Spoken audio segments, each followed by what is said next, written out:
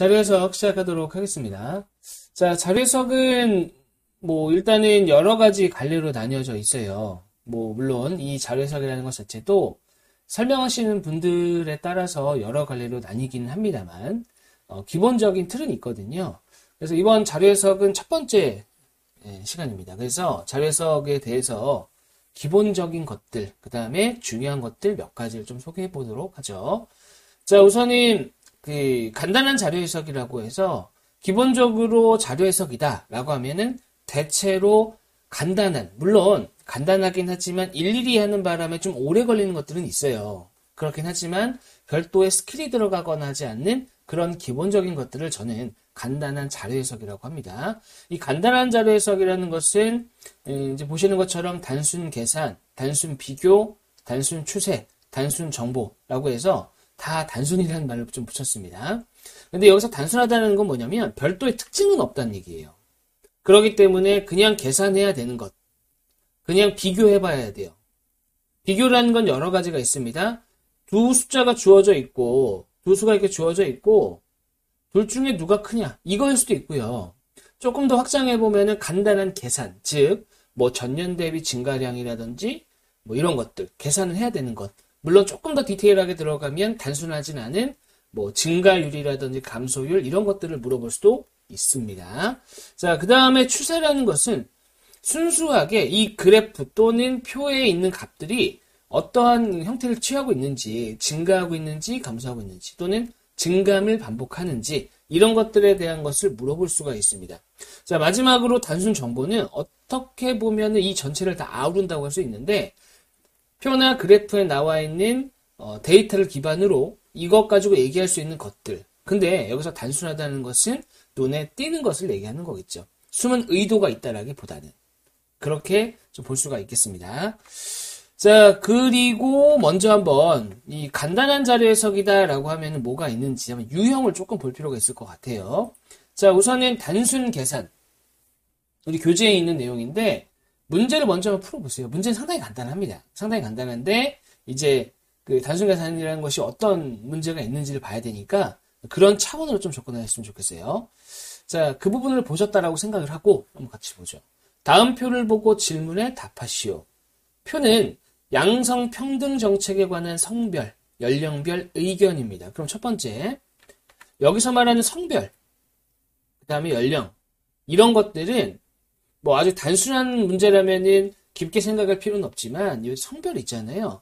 보통 성별이다 그러면은 남과 여로 구분합니다. 사실은 보통이 아니라 그냥 그렇죠. 근데 보통 보면 요 남과 여는 대립의 상태예요.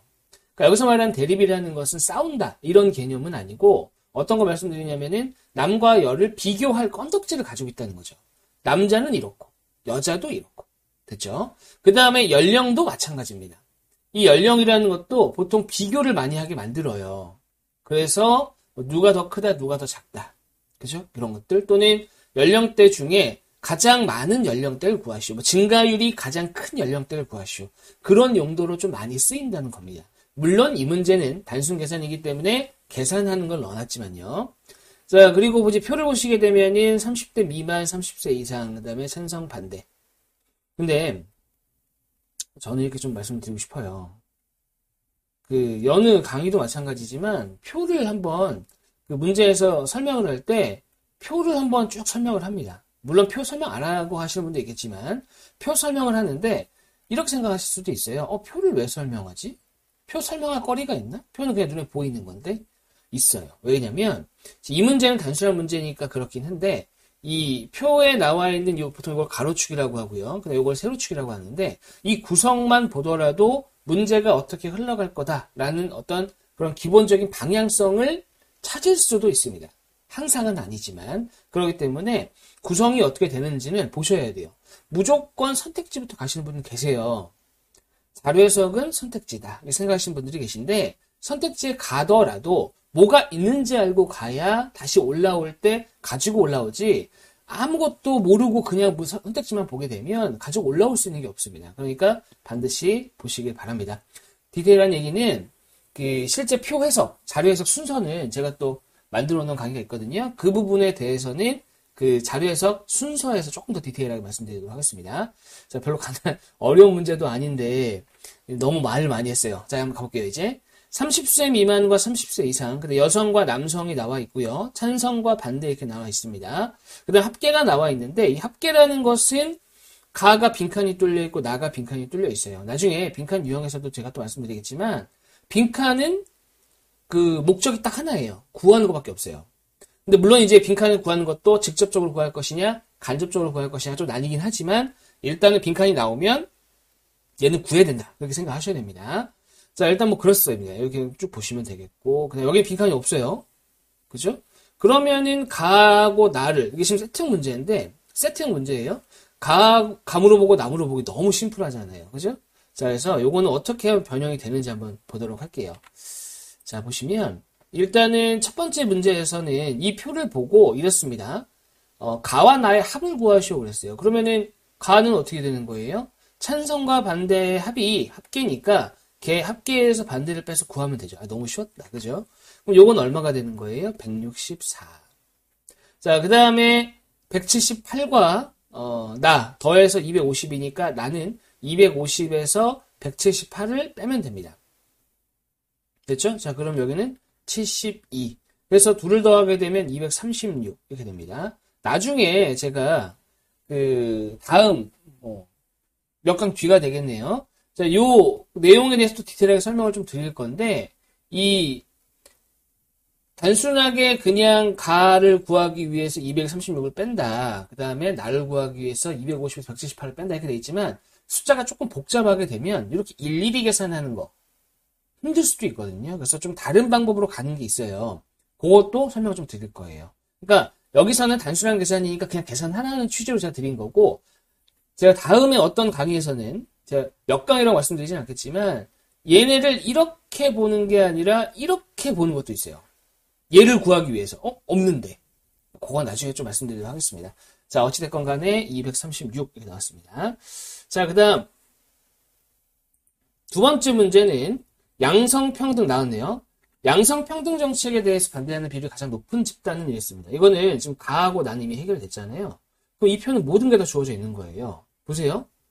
자, 가 구할 수 있고 나 구할 수 있고 끝났잖아요. 그죠? 끝났는데 이거 가지고 뭔가를 더 한다 그러면은 계산이 들어가야 됩니다. 그래서 계산 중에서도 아주 간단한 계산은 아니긴 한데 여기 나와 있는 것처럼 양성평등 정책에 대해서 반대하는 비율이 가장 높은 집단이 뭐냐라는 거거든요. 그러면은 여기서 말하는 반대하는 비율이라는 것은 비중을 얘기하는 거예요. 비중. 그죠? 비중을 얘기하는 것이기 때문에 반대하는 비중을 구하시오라는 겁니다. 자, 그러면 볼게요, 한번. 좀 협소한 공간이지만 일단 30세 미만의 여성이다라고 한다면 200분의 36입니다. 물론 100분들로 표시하자면 곱하기 100인데 모두 다 곱하기 100을 하는 거니까 곱하기 100은 생략을 할게요. 자, 그 다음에 30세 미만의 남성이다. 그러면 250분의 72죠? 됐죠? 자, 그 다음에 30세 이상의 여성이다. 이러면은 150분의 50이 나옵니다. 그 다음에 30세 이상의 남성이다. 그러면 200분의 56입니다. 됐죠? 자, 일단 하나는 확실하게 지워져요. 자, 어떤 게 지워지냐면은 요겁니다. 얘는 무조건 지워지게 돼 있어요. 왜냐하면 뭐 그렇죠. 일단은 분모와 분자를 좀 비교해 보시면 얘하고를 보세요. 보시면 분모는 작아졌어요. 이 얘기는 일단은 분모가 작아졌다는 얘기는 커졌다는 얘기잖아요. 그죠? 분자는 커졌어요. 그죠? 분자가 커지는 것도 커졌다는 얘기예요. 그러니까 1번은 가볍게 지울 수 있습니다. 가볍게. 자, 근데 문제는 이제 2번, 3번, 4번인데 요거는 이렇게 말씀을 드릴게요. 우리가 앞에서 살펴본 신분수 같은 게 있습니다. 신분수, 곱분비 이런 게 있는데 보시게 되면은 얘네들을 그다음에 기타 등등의 기술을 사용해서 빨리 찾을 수도 있어요. 누가 더 크다 작다를. 근데 계산 자체가 워낙에 심플하잖아요. 그렇기 때문에 이걸 굳이 기술을 쓸 필요는 없죠. 얘 해보시면은 0.3333 나옵니다. 3분의 1이기 때문에. 그 다음에 요거는 해보시면은 한 0.29 정도 나와요. 해보시면. 그 다음에 요거는 얼마예요? 0.28입니다. 그러니까 3번이 그냥 답이에요. 이렇게 가시면 되는데 이제 뭐 여러 가지 기술 써서 확인해 볼 수도 있지만 계산 자체는 단순했다. 그렇게 보시면 되겠습니다. 그 다음에 다음 유형 한번 가보도록 하겠습니다. 단순 비교, 단순 정보예요. 2번하고 4번 유형을 같이 집어넣었는데 무슨 얘기냐? 다음 자료를 보고 옳지 않은 것을 고르시오라고 하고 역시 표가 하나 주어져 있습니다. 주어져 있는 것은 국토 면적. 여기 이제 단위는 생략되어 있는데 제곱킬로미터. 그 다음에 인구 밀도는 명입니다. 명으로 쓰기도 하고 인구 밀도는 나중에 또 제가 디테일한 말씀도 드릴 거예요. 드릴 건데 인구 밀도라는 것은 뭐냐면은 제곱킬로미터당 인구수거든요. 그러니까 A당 B 이러면 명퍼 제곱킬로미터 이렇게 가면 됩니다. 나중에 또 말씀드릴 거예요. 자, 그 다음 이걸 가지고 이제 뭘 하라고 하는 거냐? 국토 면적과 인구 밀도를 보고 옳은 것을 찾으라는 얘기죠. 옳지 않은 것을 고르시오라는 겁니다. 자, 1번 보세요. 국토 면적이 이걸 보고 가장 넓은 나라 그랬는데 국토 면적이라는 것은 그냥 눈에 띄잖아요. 이게 1등이 누구냐예요? 미국입니다. 어렵지 않았어요. 그죠? 자, 그 다음에 두 번째 국토 면적이 1제곱킬로미터당 가장 적은 인구 이랬는데 국토 면적 1제곱킬로미터당 인구수 요건 뭐예요? 국토 면적 1제곱킬로미터당 인구수라는 것 자체가 바로 인구 밀도입니다. 인구 밀도. 그러니까 인구 밀도가 가장 적은 것은 호주다라는 것은 맞죠. 됐죠? 어렵지 않습니다. 다음 국토 면적이 넓을수록 인구 밀도가 높다. 자, 이거 마지막에 얘기하고요. 4번 프랑스는 국토 면적 1제곱킬로미터당 110명이 산다. 즉 인구 밀도가 110명이다. 이 얘기잖아요. 간단하게 지워진다는 거예요. 됐죠? 자, 그래서 보시면은 비교하는 거 있죠. 비교. 누가 더 크다, 누가 더 작다. 이런 단순한 비교하는 것도 있고 그 다음에 확인의 형태. 정보는 있는 내용을 확인하는 거잖아요. 그래서 국토 면적이 가장 넓은 나라가 미국이다라고 확인하는 형태는 있습니다. 근데 3번 선택지를 보시게 되면은 국토 면적이 넓을수록 인구 밀도가 높다 그랬어요. 그럼 국토 면적이 가장 넓은 거는 미국인데 인구 밀도는 어디가 제일 높아요? 한국입니다. 안 되는 거예요. 이미 틀렸어요. 그렇기 때문에 답은 어렵지 않게 3번 이렇게 보시면 되겠네요. 자, 그 다음에 넘어가 보죠. 다음 유형은 단순 추세입니다. 단순 추세. 이 추세라는 것은 증가한다, 감소한다, 증감을 반복한다, 올랐다가 내려갔다, 내려갔다, 올라갔다. 여러 가지 형태가 있을 수 있는데, 자, 하나 드리고 싶은 말씀이 뭐냐면은, 이 추세는 사실은 좀 독특해요. 좀 독특하다. 매우 중요하다라기보다는, 뭐 중요합니다. 왜냐하면 선택지에서 잘 나오거든요, 추세는. 근데 어떤 부분, 이 심리적인 걸 잘 보셔야 되는데, 보세요, 한번. 이런 게 있다고 할게요. 어느 기업에, A 기업의 매출액이다. A 기업에 매출액이 있다고 하겠습니다. 매출액. 요거의 곡선을 봤더니 이래요. 짠, 증가해요. 그죠? 그러면 좋아하죠? 좋아하겠죠? 그러다가 꺾여요, 이렇게. 그러면 이렇게 꺾이는 이 지점. 요게 기업 입장에서는 가장 눈여겨봐야 되는 포인트잖아요. 투자하는 사람도 마찬가지고. 왜냐하면 매출이 증가하다가 감소했기 때문에 원인을 찾아야 되고 뭐 기타 등등 여러 가지가 있습니다. 됐죠? 근데 이게 이런 거예요. 예를 들어서 여기가 2011년이고 자, 여기가 2012년이고요. 자, 그다음 여기가 2013년. 여기가 2014년이라고 할게요. 상황을 한번 보세요. 그럼 이거를 자료 해석, 선택지에서는 어떻게 얘기해 줘야 되냐면 2013년까지는 증가했다가 2014년에 감소한다. 이렇게 된다는 거죠. 좀 선택지로서 좀 구려요. 엄밀히 말하면. 왜냐면 있는 그대로를 읽은 거잖아요. 자료를. 이게 표나 그래프 중에 그래프가 아니라 표로 나와도 마찬가지예요. 쭉 증가하다 감소했다. 그러니까 이건 선택지로서 너무 매력이 없는 선택지이기 때문에 그렇게 잘 안 쓴다는 거예요. 이해되셨죠? 그러니까 매력 있는 그 추세 형태는 어떻게 되냐면 꾸준히 증가하는 형태 또는 꾸준히 감소하는 형태 요런 형태가 오히려 선택지로서 매력이 있습니다. 근데 일부 주어진 자료 중에 일부가 자료의 값이 꾸준히 증가하거나 꾸준히 감소하는 것은 매력적인데 자료 전체적으로 모두 다 증가한다? 자료 전체적으로 모두 다 감소한다? 그럼 이건 매력적인 선택지는 아니죠.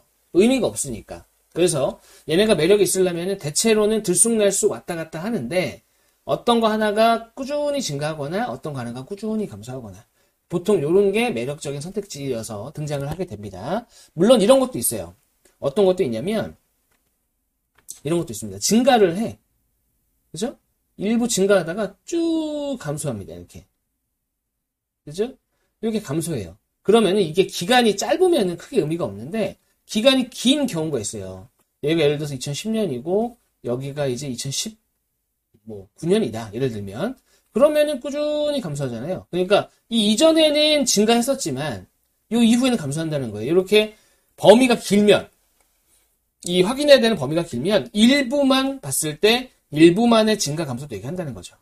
다시 정리해보면 쭉 증가하는 거 쭉 감소하는 게 매력이 있어요. 물론 전체적으로 증가하는 거 전체적으로 감소하는 거 이런 것도 매력이 있지만 이런 거는 증가하다 감소하기 때문에 매력이 없잖아요. 제가 처음 말씀드린 대로 하면. 근데 기간이 이렇게 길면 일부 증가 일부 감소도 매력적인 선택지로 등장한다는 거죠. 됐죠? 이거는 통계적인 얘기예요. 통계적이라는 게 뭐냐면 이런 선택지를 많이 봐왔다라는 겁니다. 그 부분 참고하셔서 좀 보시면 좋을 것 같고 다시 돌아가서요. 보시면은 요 서울특별시부터 세종특별자치시 요 자료는 제가 통계청에서 따온 자료입니다. 확인해 보니까 추세로서 의미가 있을 만한 자료더라고요. 그래서 한번 넣어봤고요. 일단은 특징이 그 연도가 나와 있습니다. 잘 보셔요. 나중에 이제 이것도 제가 다시 설명드릴 건데 연도가 이렇게 있으면 보통 추세를 많이 보는 편이에요. 왜냐하면 기간에 따른 흐름이 어떻게 바뀌냐, 달라지느냐 뭐 이런 게 있거든요. 그래서 그 부분이 특징입니다. 자, 한번 문제 보도록 하죠. 문제 자체는 또 간단해요. 보시면 인구 추이고 문제에서 물어본 게 지금 옳지 않은 거 물어봤습니다. 자, 서울특별시부터 세종특별자치시까지 있고 자, 1번 매년 인구수가 증가하는 도시는 두 곳이다 그랬어요. 그러면 자, 저는 이렇게 하는데 뭐 우리 영상을 보시는 분들은 그 선택을 하세요. 난 이렇게 해야지라고. 저는 이렇게 합니다. 어떻게 하냐면 증가하든지 감소하는 경우는 둘 중에 하나 타겟을 잡고 증가하는 걸 동그라미 하던가 감소하는 걸 동그라미 하던가 저는 그렇게 해요. 무슨 얘기냐면 딱 봤을 때 감소하네? 그러면은 감소하는 건 냅둬요. 감소 냅둬요. 그럼 뭐냐? 아, 얘는 감소한다라는 신호입니다. 부산도 보시게 되면은 감소 이렇게 되죠. 대구도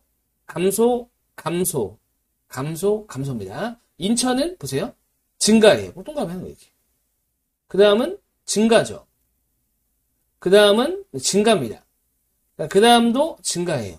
그러면 인천의 동그라미는 뭘 의미하는 거예요? 인천은 증가하는구나. 광주는 어떻습니까? 감소.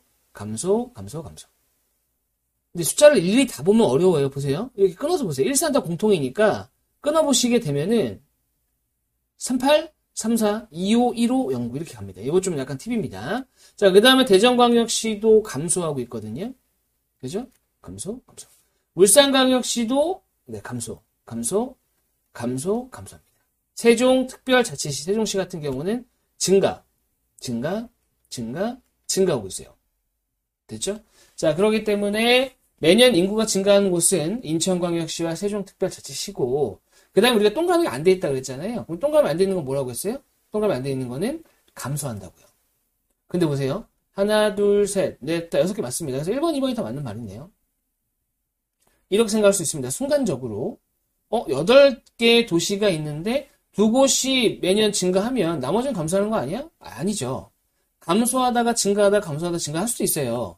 그러니까 여기서 말하는 것은 매년 감소하는 것이기 때문에 6곳이 무조건 나와야 되는 것은 아닙니다. 근데 우리가 표를 한번 확인해 봤더니 표에는 동그라미가 쭉 돼 있는 것은 인천하고 세종이고 나머지는 모두 다 동그라미가 없으니까 꾸준히 감소했다라고 판단하는 거죠. 자, 그 다음에 세 번째, 2019년에 서울을 제외하고 전년 대비 인구수가 가장 많이 변한 도시는 이랬어요.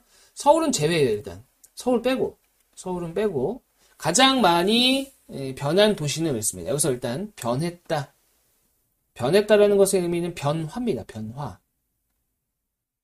변화라는 게 뭐냐면 이 증가했을 수도 있고 감소했을 수도 있거든요. 근데 변화는 절대값이에요. 절대값. 그러니까 만약에 예를 들어서 증가는 30 증가했고 감소는 50 감소했다. 그러면은 변화는 누가 더 많이 한 거예요? 감소죠. 왜냐면 30하고 50이니까. 물론 이거를 변했다 그러면 양으로 보는 것이고 변화율로 보면은 증가율과 감소율을 따져봤었어야 돼요. 여기서는 변했다 이 정도만 얘기하면은 양으로 보시는 게 맞습니다. 자, 어찌됐건 간에 서울을 빼고 19년하고 18년 비교해야 돼요. 그죠? 자, 이렇게 가는 거는 한 2만 6천 정도 대략. 그다음 인천은 서울 빼는 겁니다. 대구는 2만이 안 되죠. 그 다음에 인천 같은 경우도, 어때요? 인천 증가했고, 조금 증가했어요. 그 다음에 광주 같은 경우도 만도 안 되죠.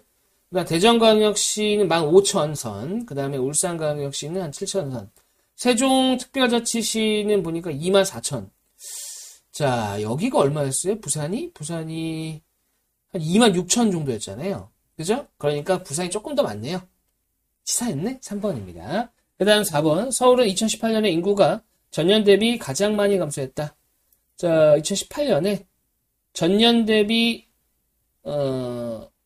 가장 많이 감소했다. 무슨 얘기냐면은, 이거 잘 보셔야 돼. 이게 말하는 것 자체가 서울은 이랬습니다. 서울은. 그러면은 서울에 한정 짓는 거예요. 다시. 우리가 지금 보는 것들은 그 추세를 보는 건데, 보시면 결과적으로 비교 같은 걸 하잖아요. 누가 가장 많이 있는 누구냐, 여기서는. 도시에는 이랬잖아요. 그럼 요거는 요 안에서 보는 거고요. 요거 서울은 이랬잖아요. 서울은 이러면 서울 안에서, 즉 서울 안에서 여기에서 인구수가 전년 대비 가장 많이 감소한 것은 2018년이다 그러면은 감소량이 가장 큰 걸 차지하는 얘기예요. 자, 그러면 서울을 보시면 여기서 여기 넘어갈 때가 한 8만 대입니다. 그죠? 8만 대. 자, 그 다음에 여기서 요렇게 갈 때가 자, 어디 보자. 한 7만 얼마예요? 자, 그 다음에 이렇게가 넘어갈 때가 얼마예요? 자, 대략 9만 정도 됩니다. 9만. 그죠? 대략. 어떻게 알았어요? 빼보면 되죠. 대략 빼보는 거예요. 빼보면은 얘가 만약에 4, 9였다. 이러면 9만 감소한 거죠. 맞죠? 4, 9였으면 4만 8천이니까 9만이 조금 넘어요. 그 다음 여기는 어떻게 되는 거예요? 한 5만 대 정도 됩니다. 5만 대. 자, 그러니까 가장 많이 감소한 거는 2018년이 맞다. 이렇게 되겠네요. 그렇죠? 자, 이런 문제가 언뜻 보면은 쉬운 것 같지만 시간 굉장히 많이 잡아먹습니다. 준비하시는 곳에 따라 다르긴 하겠지만 이런 문제 오히려 확인하는 형태의 유형들이 실제로 어려워서 이거를 뭐 오래 걸린다기보다는 이거 자체를 다 확인해야 되니까 오래 걸리는 거예요. 좀 그런 문제가 되겠어요. 자, 그 정도 보시고 자, 그 다음에 계산적인 측면 한번 넘어오도록 할게요. 제가 그 일반적으로 자료 해석을 구분하는 게 계산적인 측면, 그 다음에 두 번째로 말씀드리는 부분이 내용적인 측면, 세 번째가 기술적인 측면이라고 해서 계산적인 측면은 계산 위주로 말씀을 좀 많이 드려요. 이후에도 이 부분에 대한 언급을 좀 할 거고 그 다음에 나중에 또 보게 될 내용적인 측면에서는 이 표 내용 자체에 대한 포커스를 맞춰서 어떻게 들어갈 것이냐 말씀드릴 거고 기술적인 부분들은 어떻게 보면은 누군가 이렇게 얘기합니다. 뭐 잔기술, 그죠? 뭐 상대비, 최소 교집합 등등등 이런 것들에 대한 내용도 추후에 또 설명을 좀 드릴 거예요. 자, 일단은 계산적인 측면에서 제가 먼저 보여드릴 것은 어림산입니다. 어림산. 이 어림산이라는 것은 보통 이렇게 설명을 해요. 어림잡아 하는 계산. 너무 무책임하죠. 그 말 자체가. 어림산이다 그러면 어림잡아 하는 계산. 이 끝이에요. 그리고 이제 어떻게 보통 설명을 하냐면은 이 자료 해석이라는 대단한 것처럼 자료 해석이라는 것은 자료를 해석하는 그 과정, 이 자료를 보고 내가 뭘 알 수 있는지 이런 것들을 파악하는 것이기 때문에 일일이 다 계산할 필요는 없다. 그러니까 어림잡아 계산해야 된다. 라고 얘기하고 끝냅니다. 그럼 우리 선생 여러분은 어때요? 어쩌라는 거지? 그럼 내가 어림잡아 살 수 있을 정도까지 실력을 키워야 되나? 뭐, 그거 맞는 말입니다. 맞는 말인데 저는 이렇게 약간 가이드를 드려요. 어떤 가이드를 드냐면 2% 내외라고 말씀을 드립니다. 어림산을 통해서 계산을 해야 되는 것은 분명하지만 여기서 말하는 2%라는 건 뭐냐면 어림잡아 계산할 거면 선택지를 잘 보라는 거예요. 그래서 선택지에 나와 있는 값들이 굉장히 촘촘한 경우가 있습니다. 그죠? 근데 촘촘한지 아니면 널널한지를 파악이 안 되잖아요. 그러니까 여기서 말하는 2%가 뭐냐면은 선택지 중에 기준 하나 잡으시고 얘의 2% 정도가 얼마인지 보는 거예요. 그래서 그 이상 차이가 난다 그러면은 어림산을 쓰셔도 되고 그 다음에 봤더니 차이가 굉장히 촘촘하다. 예를 들면 선택지가 100, 110, 110.5, 111, 111.5 이런 식으로 나왔다. 그러면은 110을 기준으로 1%는 1.1인데 지금 1번하고 2번 선택지의 차이가 최 1%가 안 되잖아요. 그런 경우에는 어림사를 썼다가는 잘못될 수도 있다는 거예요. 됐죠? 그렇기 때문에 어림사는 선택지를 하나 기준으로 잡으시고 그것에 2% 내외 이상의 차이가 난다 그러면은 어림사를 쓸 수 있고 간혹 보면은 10%, 20% 어떤 때는 50%까지 가는 경우도 있어요. 그럼 이럴 때는 좀 파격적으로 쓰는 겁니다. 어림사 자체를. 자, 그렇게 보시면 되겠습니다. 그래서 그렇게 보시면 되는데 자, 그래서 어림사는 아무렇게나 뭐 그냥 어림잡아 사세요. 이게 끝이 아니라 선택지를 잘 보고 결정하셔라. 그리고 예를 들어드려야겠죠? 예를 한번 보자면 이런 겁니다. 숫자가 379분의 뭐 232. 계산해 볼게요. 379분 232. 계산해보니까 대략 값이 한 61.2 정도 나옵니다. 61.2%. 물론 뭐 100을 곱했을 때 얘기예요. 100을 곱했을 때. 그렇죠? 자, 61.2 정도 나오는데 제가 드리고 싶은 말씀은 이런 얘기입니다. 1번에 선택지 1번 이렇게 나온 거예요. 55%. 2번에 61.2%. 3번에 뭐 점점점 이렇게 됐다고 합시다. 이런 거예요. 근데 이거를 이제 어림산을 쓰고 싶은 거지, 얘를. 맞죠? 어림산을 쓰고 싶어요. 그러니까 어떻게 가냐면은 이렇게 가는 겁니다. 자, 요 숫자가 좀 단순하게 380분의 230으로 가는 거예요. 물론 분모는 커졌고 분자는 작아졌으니까 요 값보다는 큰 게 나와야 돼요. 그죠? 그러면 얘는 이렇게 가는 거죠. 38분의 23. 얘가 대충 얼마지 싶은 거예요. 근데 보니까 38에 이 60% 정도가 해볼게요. 638이고 그 다음에 68, 48 이렇게 되죠. 228입니다. 즉 얘는 이 값은 60%보다는 조금 커요. 근데 실제로 구하는 값은 얘보다도 크죠. 커야 되죠. 그래서 선택지를 봤더니 이게 되는 거예요. 이렇게. 이해되셨죠? 그죠? 근데 요거 말고 이런 선택지가 있는 거예요. 1번에 60.8%, 그 다음에 2번에 61.2% 이렇게 나왔다고 생각해 봅시다. 그죠? 점점점. 근데 이걸 한번 계산을 해보시잖아요. 실제로 계산기를 두드려서 계산을 해봐도 얘가 얼마 정도가 나오냐면 60.5% 정도 나와요. 그죠? 그러면 이렇게 되는 거죠. 65%? 그럼 얘가 가장 가깝네? 답을 1번으로 한다는 얘기예요. 그러니까 선택지 간의 차이가 작으면은 이런 오류를 범할 수가 있으니까 어느 정도 선택지가 좀 벌어져 있을 때 어림산 쓰시는 게 좋다. 그러면 이렇게 촘촘한 경우는 어떻게 해야 돼요? 계산해야 돼. 그럼 방법이 없어요. 그렇죠? 이거를 간혹 이것도 잡아낼 수 있다라고 하는 사람들이 있는데 그거는 본인이 계산을 그냥 잘해서 그런 거예요. 보통 이런 거 할 땐 쪼개기라고 해서 쪼개면서 가거든요. 쪼개면서 가요. 쪼개면서. 근데 그거는 계산을 한두 번 쪼개는 건 할 수 있는데 여러 번 쪼개는 거는 계산 잘하는 사람만 가능한 거라고요. 크게 의미가 없습니다. 그건. 아시겠죠? 그래서 어림사는 이런 느낌이다 라고 좀 봐주시면 될 것 같아요. 자, 다음으로 넘어가면 기본 분수가 있습니다. 이 기본 분수는 매우 중요합니다. 너무 강조 많이 했나요? 굉장히 중요한데 왜 중요하냐면 기본 분수는 기본이니까 기본 분수라고 한 거예요. 물론 기본 분수라고 치셔도 안 나와요. 제가 이름 붙인 거니까. 자, 그래서 꼭 외워야 되는 기본 분수들이 있는데 자, 일단은 뭐 대표적인 것들 한번 쭉 적어 볼게요. 2분의 1, 3분의 1, 4분의 1, 5분의 1. 일단은 0.2, 0.5 죄송합니다. 자, 0.33, 0.25, 0.2. 됐죠? 그 다음에 바꿔볼까요? 자, 그 다음에 6분의 1, 0.167, 7분의 1, 0.143, 8분의 1, 0.125, 그 다음에 9분의 1은 0.111 이렇게 됩니다. 보통 세 번째 자리까지 가능하다면 세 번째 자리까지 기억해 주시고 자, 이거는 무조건 외워야 되는 여기까지 무조건 외워야 되고 요 다음 것도 외워야 됩니다. 얘는 무조건 외워야 되고 얘는 무조건 외워야 돼요. 그렇죠? 이거 다 외우라는 얘기 한마디로. 자, 뭐냐면 11분의 1이 있어요. 11분의 1. 11분의 1은 0.0909 이렇게 가요. 근데 어림수로. 자, 12분의 1은 0.083. 13분의 1은 0.077. 14분의 1은 0.071. 15분의 1은 0.0. 자, 여기서 중요한데, 그, 0.067. 얘도 쭉 66 가요. 그죠? 67. 그 다음 게 조금 헷갈릴 수 있어요. 요거. 16분의 1. 자, 얘가 0.0625예요. 정확하게는. 정확하게는 0.062호인데, 우리가 보통 계속 세 번째까지 맞추는데, 얘만 네 번째까지 외우려면 좀 그래서, 외울 수 있는 분야만 외우시고, 얘도 그냥 반올림해서 063, 저는 이렇게 말씀드려요.